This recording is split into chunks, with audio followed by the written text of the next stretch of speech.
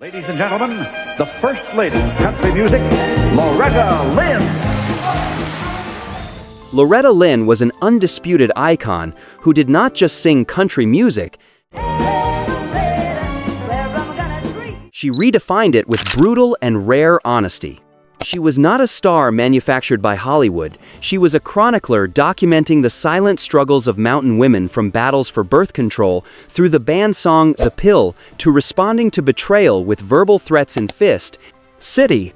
Yet Loretta's glittering career and massive success were built upon a foundation of deep personal tragedy. The central theme of her life was her 48-year relationship with her husband Oliver Doolittle Lynn, or Mooney. This marriage was the epicenter of conflict, a chaotic love filled with physical violence, continuous infidelity, and alcoholism. The greatest irony is that this physically abusive man was the only person who truly believed in her talent and forced her onto the stage.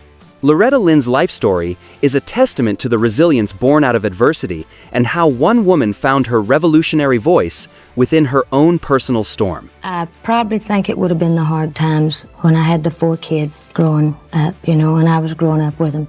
That would probably be the highlight. It wasn't hard when a girl gets married that young. Crucially, Lynn's greatest source of artistic inspiration was also the origin of her profound pain. This marriage was not simply an antagonistic relationship between hero and villain, but a toxic symbiosis. Initial economic and emotional dependence on Doolittle created pressure, but it was that very pressure, violent marriage infidelity, and the need for survival that compelled her to write some of her most powerful social statements. Loretta Lynn's career can therefore be seen as a radical personal act of resistance, unintentionally funded and driven by the very man she was resisting. I wouldn't know. Loretta Webb was born on the 14th of April 1932 in Butcher Hollow, Kentucky, a remote Appalachian community. Her family life was typical of the working poor. Her father, Melvin Theodore Ted Webb, was a coal miner and subsistence farmer. This very impoverished upbringing later inspired her signature song Coal Miner's Daughter. And it happened on a hill in Butcher Hollow. Life in Butcher Hollow was a relentless struggle for survival, and her father later died at age 52 after suffering from a stroke and battling black lung disease. This challenging environment led to a very early transition into adulthood. Loretta Webb married Oliver Vanetta Lynn Jr., or Doolittle, on the 10th of January 1948. She was just 15 years old while Doolittle was 21. Loretta later admitted that she was so naive at that age, she did not even know where babies came from until it happened. This early marriage immediately burdened the teenager with the crushing responsibilities of being a wife and a young mother. Soon after marrying Loretta and Doolittle moved to Custer, Washington in September 1948. In the short span of a few years, Loretta gave birth to 4 children in quick succession: Betty Sue in 1948, Jack Benny in 1949, Clara Marie in 1952, and Ernest Ray in 1953. Becoming a mother of 4 before the age of 20, while living in difficult economic conditions in Washington, was a grueling ordeal that wore down the young woman. She often felt lonely and received little help from her husband. It was while doing household chores that she frequently sang as an unconscious effort to soothe her stressed life and lull her children to sleep. The true catalyst for Loretta pursuing professional music came from this paradoxical source. In 1953, Doolittle Lynn bought her a Harmony acoustic guitar for $17 from Sears. This act was deeply symbolic as it represented her potential doorway to freedom. Doolittle actively pushed her to sing, recognizing that she was just as good or better than most of the girls who were singing and making money, so he urged, "Let us make us some money." Loretta, who was self-taught on guitar, began writing music. Her lyrics were not idealized love songs, like much of the country music of the era, but raw, factual stories reflecting the struggles of Appalachian women, early motherhood, betrayal, and economic stress. Doolittle's encouragement revealed his own complex nature, shifting from an abusive husband to an authoritative manager. His insistence on Loretta's singing may have stemmed from a belief in her talent, but it was also a way for him to transform his wife's talent into an income source, allowing him to escape hard labor. This action of buying her a guitar became a calculated, profitable investment. That's what you look like to me. Having established her role as a mother and finding her voice through music in Washington State, Loretta and Doolittle decided to take her music directly to the public, executing a historic do-it-yourself or DIY campaign. They self-pressed her debut single, I'm a Honky Tonk Girl, in 1960, a candid honky-tonk ballad about the heartache of a deserted woman. This promotional campaign became legendary in country music history, described by critics as astonishing. The couple packed the singles into their car and drove across the United States from Los Angeles toward Nashville. They stopped at every small radio station they could find, persuading programmers to play Loretta's record, adopting a grassroots approach. The journey was grueling and financially barren. At one point, upon reaching Nashville, they had no money for a hotel and had to sleep in their car parked across the street from the Ryman Auditorium, the then home of the Grand Ole Opry. The detail of Doolittle buying her a box of donuts the next morning cemented Loretta's image as an authentic working-class woman, undaunted by hardship despite the underlying reality of their violent relationship. The exhaustive efforts of self-promotion paid off handsomely. By the summer of 1960, I'm a Honky Tonk Girl peaked at number 14 on the Billboard Country chart. This success quickly led to invitations to perform on major shows, culminating in an invitation to the Grand Ole Opry. The moment Loretta stepped onto the Opry stage for the first time was a historical turning point, signifying the industry's acceptance of the unassuming country girl. She later recalled tapping her foot nervously throughout the performance. She was so anxious. This successful debut led to a recording contract with Decca Records, where she began her legendary collaboration with producer Owen Bradley. The DIY campaign, however, romanticized, proved that without the impetus of survival and Doolittle's forceful drive, Loretta might not have undertaken that arduous cross-country trip. This turbulent marriage became an unwitting creative force, propelling her from Butcher Hollow to Nashville. Loretta's successful debut at the Opry was the beginning of her career, but it was far from the end of her personal conflict. The 48-year relationship with Oliver Lynn was rife with chaos and contradictions. Doolittle Lynn, known by his nicknames Mooney for his affinity for moonshine and dew, was widely known to be hot-tempered, an alcoholic, fiercely jealous, and physically abusive. These issues began almost immediately in their marriage, including him abandoning Loretta when she was pregnant with their first child. He even admitted to sleeping with her brother's wife. Their turbulent reality was often captured in her music, such as the 1967 #1 hit Do Not Come Home, Drinkin' with Lovin' on Your Mind, an obvious reference to Mooney's dissolute habits. However, Loretta Lynn never accepted the role of a passive victim. She was famous for her fierce declaration that every time Dew hit me, he got hit back twice. The accounts of the domestic violence were recounted with startling honesty, describing skirmishes where she once emptied a skillet of creamed corn over his head, and another time she hit him so hard she heard teeth hitting the floor. Yet she always maintained that their love was genuine, though chaotic, and endlessly forgiving. She believed that Doolittle provided her with a sense of security and was her safety net. Amidst this marital discord, a profound and legendary friendship bloomed between Loretta Lynn and Patsy Cline, starting in 1961. They met after Patsy Cline was recovering from a near-fatal car accident, and Loretta performed one of Patsy's songs on the radio, dedicating it to her. Patsy quickly became Loretta's mentor and the sister she had never had. Patsy took Loretta under her wing, teaching her how to handle the music industry, how to dress for the stage, and most importantly, how to stand up for herself and demand her worth. When certain envious peers tried to prevent Loretta from performing at the Opry, Patsy personally intervened, putting an end to the antagonism, and famously taught Loretta to tell her manager, "Those boys are your managers, not your bosses." Patsy also helped the self-described naive Loretta discover her sexuality. Loretta admitted that after 15 years of marriage, she never achieved an orgasm until the night she wore the provocative lingerie Patsy gifted her. This crucial friendship was tragically cut short when Patsy Cline died in a 1963 plane crash. Patsy's passing was a devastating blow, robbing Loretta of her closest friend and vital protector during her vulnerable early career years. Following Patsy's death, Loretta faced a cruel reality of the industry, the loss of ownership over some of her biggest hit songs. She had signed a contract with Surefire Music Co. in 1966, a contract that assigned the song copyrights to the company. It would take her an agonizing 30 years of legal struggle to reclaim the ownership of her musical legacy. The timing of this copyright struggle, not long after Patsy's death, suggests that the absence of her protective mentor left Loretta more vulnerable and exploitable in the calculated business environment of Nashville.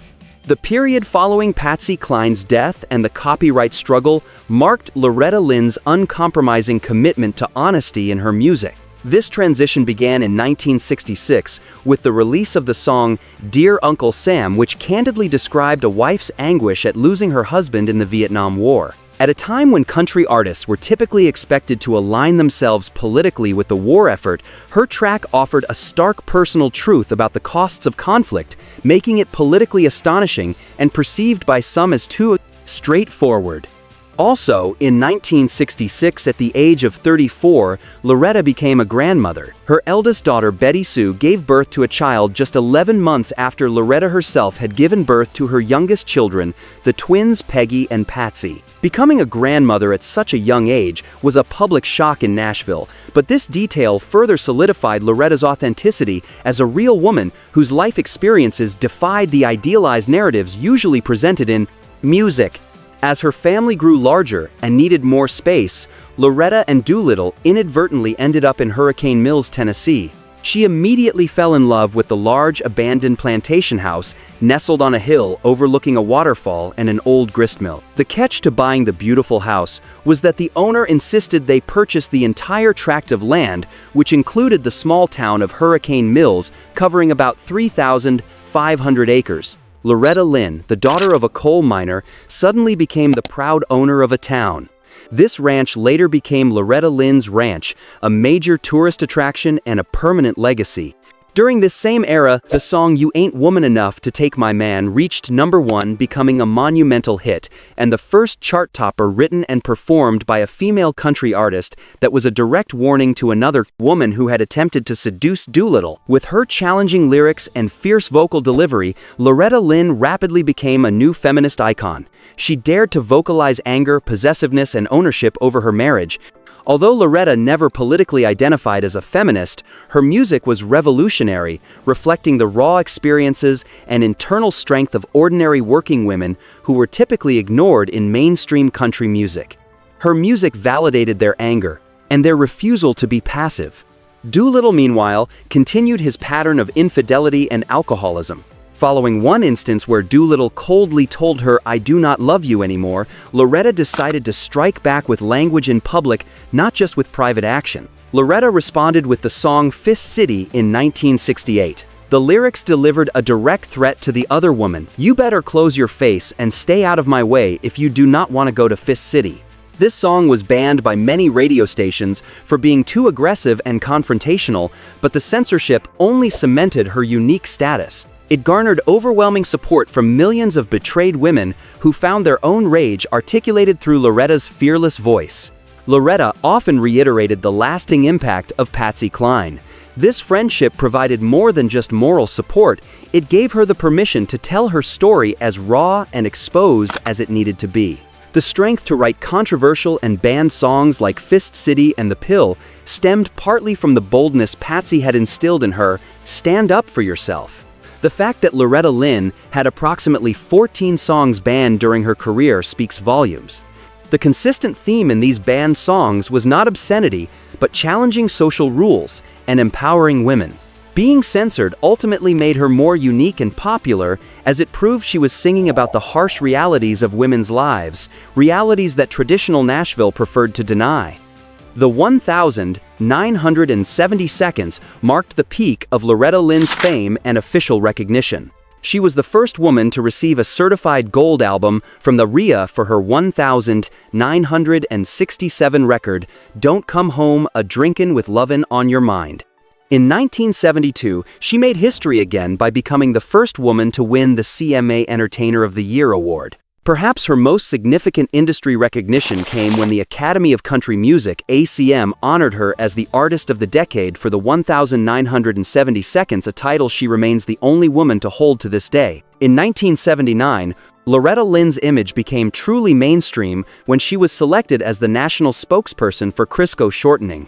Her advertisements often depicted traditional Southern cooking featuring Doolittle and her grandchildren enjoying her famous pies and fried chicken. She would always use the familiar tagline, "Crisco will do you proud every time." This major commercial contract represented a public reconciliation between her dramatic private life and her public image.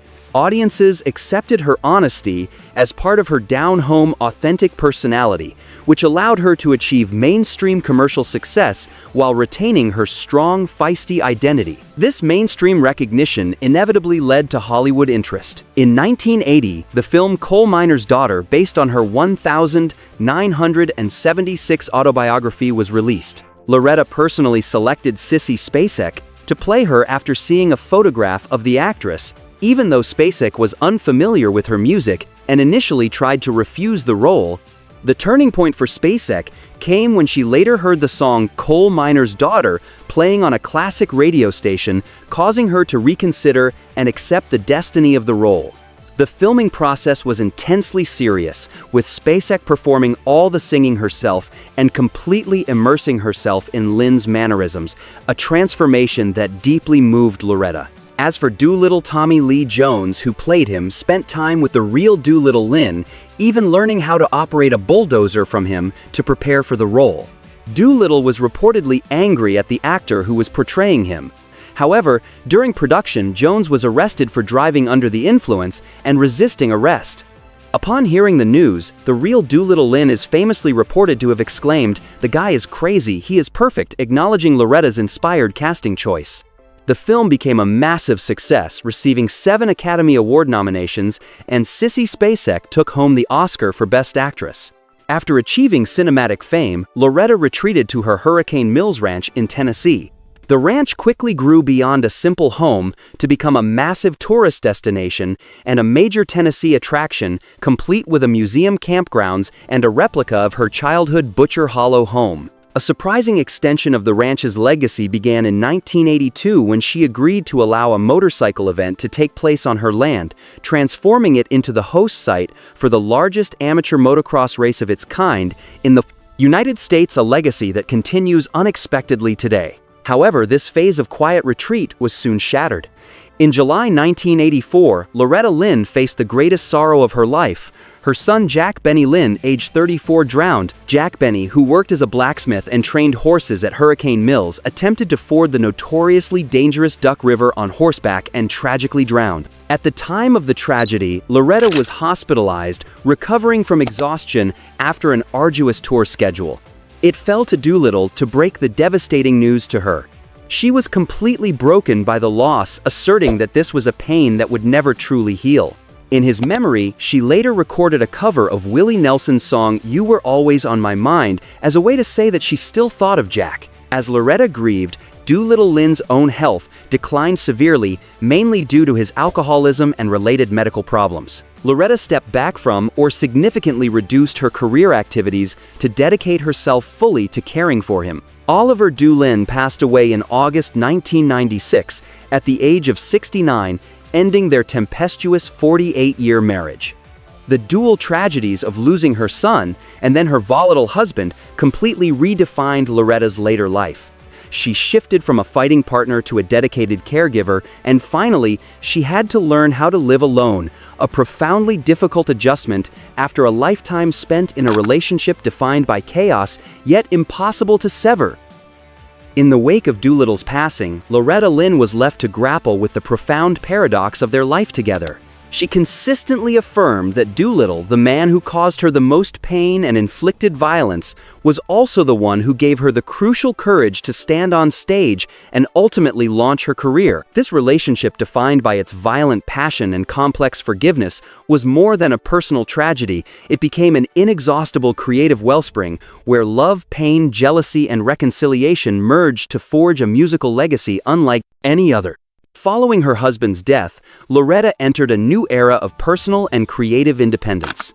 In 2004, at the age of 72, Lynn experienced a spectacular career revival when she collaborated with Jack White of the White Stripes, a young garage, rock star, and devoted admirer. The resulting album Van Leer Rose served as the ultimate proof of Loretta's adaptability and enduring personal strength. Notably, the album was written entirely by Loretta Lynn herself, a rare occurrence in her long career which signaled her complete artistic autonomy. Jack White infused her traditional country sound with his signature raw, visceral garage rock production. The album became a smash success, peaking at number 24 on the Billboard 200 and number 2 on the Country Albums chart, making it her most successful crossover album up to that point. It bridged 2 generations of listeners and earned her a Grammy, solidifying her status as a generational connector. Loretta Lynn passed away peacefully in her sleep in October 2022 at the age of 90 at her home in Hurricane Mills, Tennessee. Her legacy is not merely measured by her 16 #1 hit singles and 60 albums. Her true legacy is her enduring symbol of resilience, her commitment to telling the unvarnished truth, and her revolutionary ability to transform personal pain into an anthem of empowerment for women worldwide, forever cementing her as the undisputed queen of country music.